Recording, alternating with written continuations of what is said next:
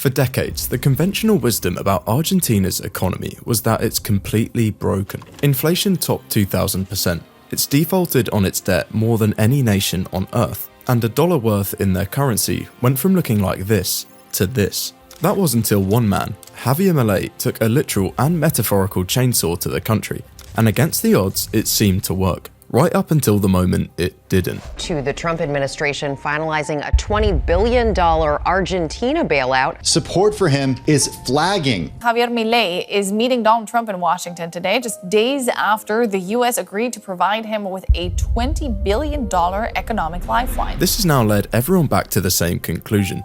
It's still completely broken. There's a saying amongst economists that there are basically three kinds of countries: rich ones, poor ones, and Argentina. At this point, the nation seems to have tried every form of government, from hardline socialism all the way to anarcho-capitalism. But no matter what it tries, it seems to end up in the exact same place: a brief boom followed by a crisis and eventually collapse. With the recent landslide in the Senate elections, many people are predicting that Javier Milei might finally be the man to break the country out this doom loop. But while on the surface it was a great victory, the truth is that the future of the nation is now more unstable than ever, and whether they're able to succeed has much less to do with economics and a lot more to do with a strange legacy that still haunts the country to this day. Argentina hasn't always been like this.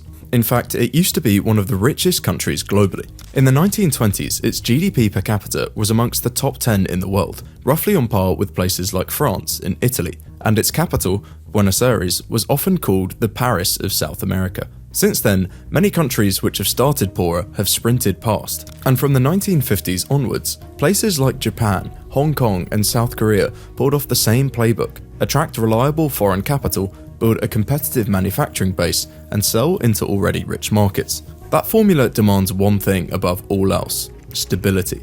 Investors have to believe that the rules today will hold for tomorrow.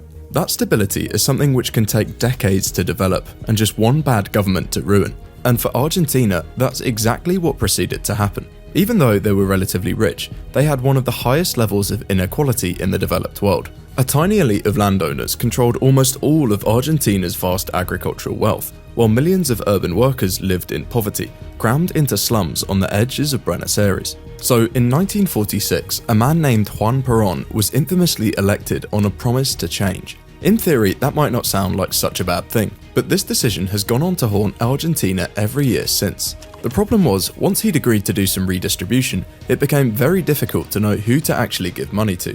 Suddenly, everyone had their hands out: farmers demanding subsidies, public sector unions asking for pay rises, and businesses lobbying for emergency relief to protect jobs that didn't really exist. The government found itself in a position where the only way to keep everybody happy was to make everything cheaper. As impossible as that might sound, the government did actually have a weird way of doing this, at least for a little while. Imagine that under normal circumstances, $1 is worth 100 Argentine pesos.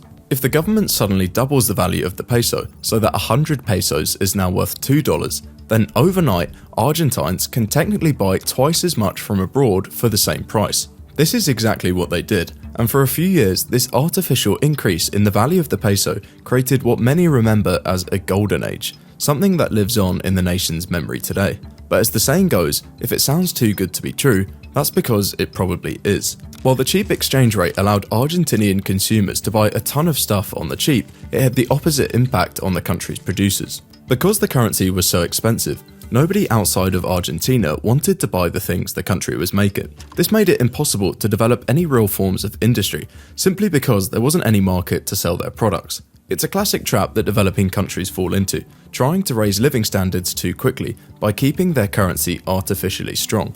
Usually countries continue on this self-destructive path for decades, but this is where things start to look a bit strange for Argentina in particular, because it's not like governments since the 50s haven't tried to do things differently. The military juntas in the 70s, the Menem government of the 90s, and even the brief technocratic governments of the 2000s all tried to transform Argentina into an export-led manufacturing economy, but they each ran into the same problem.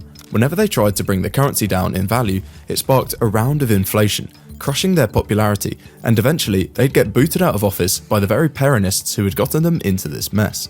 This cycle has become so common that it's got its own name: KUKA risk, and it explains why the country has found it so hard to get off the ground. Whenever a sound government gets into power, investors know that it's basically only a matter of time before they get kicked out by socialist Peronists, so they avoid spending any real money on long-term projects like factories, infrastructure, or local supply chains. By 2023, this cycle had pushed the country to a breaking point. Inflation had surged by over 200%. This crushed the real value of the peso, but the government tried to hold on with an official exchange rate, which valued the peso at nearly double what it was actually worth. As a result, exporting anything from the country became almost impossible, wiping out what little industry remained. Factories shut down, unemployment soared, and by the end of it, nearly 40% of the population was living below the poverty line. Needless to say, the country was in a pretty dire position, and that's exactly the world that Javier Milei walked into. Before we look more at this, I'd like to thank today's sponsor, Enquiries. If you use the internet as much as I do, then your personal data is already out there, scattered across personal search sites, online directories, and even commercial databases. Data brokers collect and sell it without your consent, and according to the annual breach report, this number is up 211% from 2023 to 2024. That means criminals, stalkers, or even employers can easily access sensitive details like your address, phone number, and family info. That's why Enquiries is so valuable. With just one sign up, they legally contact hundreds of data brokers on your behalf and get your data removed. If it reappears, they go after it again. You can even use their custom removal feature. Just send them any link where your info is exposed and a privacy expert will take care of it. And unlike shady players in the space, Enquiries is the first and only data removal service independently verified by Deloitte, so you know it actually works. It's 3 simple steps: create an account, authorize them to act, and let Enquiries do the rest. Plus, it's risk-free with a 30-day money-back guarantee. Go to enquiries.com/invisiblehand and use the code INVISIBLEHAND to get 60% off an annual plan. Now, let's get back to the video. You probably already know the story. The wild-haired libertarian economist who campaigned with a literal chainsaw, promising to tear down decades of corruption and economic mismanagement. And to be fair, for a while, it looked like the insane plan might have actually been working. Inflation, which had peaked above 250% at the start of 2024, dropped to under 50% by mid-2025. Poverty rates initially spiked to around 55% as subsidies were cut and public sector jobs vanished, but they eventually fell back down to around 35%. But underneath the surface, there was a problem. Despite the success of the reforms, they never really attracted the level of foreign investment the country needed, which is really the key ingredient for a country like Argentina to get on the path toward long-term economic growth. After all, without foreign investment, it would be impossible to build the factories, infrastructure, and export industries that create long-lasting growth. The thing is, after Milei's reforms, foreign investment actually fell from just above $7 billion to under $1 billion in 2024. The reason for this is actually pretty simple. Despite his radical free market platform, Milei chose not to fully float the exchange rate, which is the way almost all rich countries manage their exchange. Instead, he opted for a gradual devaluation, reducing the value of their currency at a fixed 2% per month. That meant for investors, despite all the reforms and rhetoric about free markets, Argentina was still an expensive place to do business. For investors, factories, land, and assets cost nearly 50% more than what they would if the peso reflected its real value. And with the official rate falling, it made far more sense just to wait and buy later for cheaper. Now, you might be thinking, if maintaining a fixed exchange rate was so harmful, why didn't he just float it like he said he would? Well, the problem is that if the peso had been suddenly allowed to find its true market value overnight, inflation would have spiked, as it would have made importing things from other countries a lot more expensive. And given that his entire platform was about reducing inflation, this would have killed his chances of staying in power. Of course, without the confidence that he'd stay in, investors might choose not to invest in the country, for the fear that he'd be replaced by Peronists in a couple years' time anyway. That poses a near impossible challenge. Float the peso too fast, and he'd risk another inflationary spiral, killing his popularity. But move too slowly, and he'd drive away the very investors he was trying to attract. But as impossible as this dynamic might seem, there was a moment where it looked like he might have been about to pull it off. In April 2025, after months of slowly devaluing the official rate, the peso was finally allowed to float, albeit within 2 controlled bands to provide some degree of stability.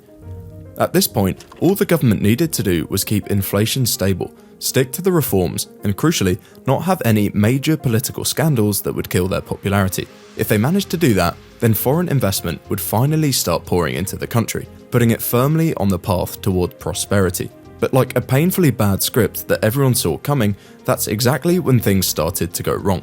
Just weeks after the peso was floated, leaked documents revealed several high-ranking officials within Milei's administration, including his own sister, had allegedly accepted huge sums of money from private companies in exchange for lucrative state contracts. The scandal, quickly dubbed Gasgate by local media, dominated headlines for weeks. For a government that had campaigned on crushing corruption, it was a massive betrayal. Overnight, support collapsed, and for the first time it looked like there was a real risk of a Peronist-style socialist government coming back into power. So, investors, knowing that if they were to happen, their money would be stolen off them, started pulling their money out. The value of the peso quickly began to collapse again, falling 25% in just a couple months. To try and stop the bleeding, the government, in a somewhat ironic twist, ended up intervening heavily in the markets, burning through foreign reserves to prop up the currency.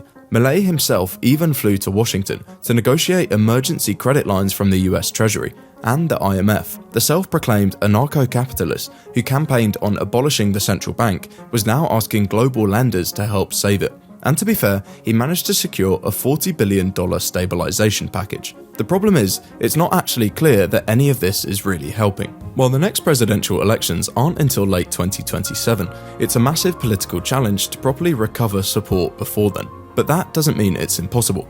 After all, nobody expected him to win last time either. Milei built his first campaign on some crazy stunts, touring the country with a chainsaw, shouting at career politicians on TV, and promises to literally blow up the central bank. If you compare that energy with real progress, cracking down on corruption, keeping inflation low, and getting the economy growing, he could still turn things around. The good news is that there are some early signs that this might already be happening. Last October's midterm elections were seen as a critical test, a kind of referendum on his first year in power. If he failed, it would have confirmed what many investors already feared, that his reform program was politically doomed before it even begun. Going into the elections, most experts expected him to get wiped out, but instead the opposite happened. His party actually managed to win around 40% of the vote, enough to net him a small majority in both the Senate and the lower house. And the impact of this was instant. As soon as the news came out, the market jumped by more than 20%, just showing how terrified investors have been of a socialist victory. Since then, investors have slowly stopped pulling their money out, finally allowing the currency to stabilize. That's all obviously given him a much needed boost, but the truth is he's still got a long way to fix the country. Polling for the 2027 election still has him neck and neck with the socialist alternative, and if he isn't able to fully restore confidence in his ability to win well before then, the much needed investment might never come, and Argentina would have found itself in the exact same trap it's been caught in for decades. So, can the country actually be fixed? In theory, yes. The country still has the fundamentals of a strong economy, vast natural resources, a well-educated workforce, and a deep cultural tie to global markets. The problem has never really been what Argentina needs to do, but whether any government can survive long enough to actually do it. Milei's reforms showed that stabilization is possible, at least in the short term, but without political stability, even the most well-designed economic plan is destined to fail. Investors, both domestic and foreign, need confidence that the rules of the game won't change every 4 years, and so far, Argentina hasn't been able to do that. Whether this moment becomes the start of a genuine recovery or just another brief pause in a decade-long cycle will depend less on ideology and more on credibility. If Milei or whoever comes next can finally convince people that stability will last, Argentina could still turn the corner. But until then, it remains trapped in the same feedback loop that has defined its modern history. Political volatility feeding economic collapse, and economic collapse feeding political volatility.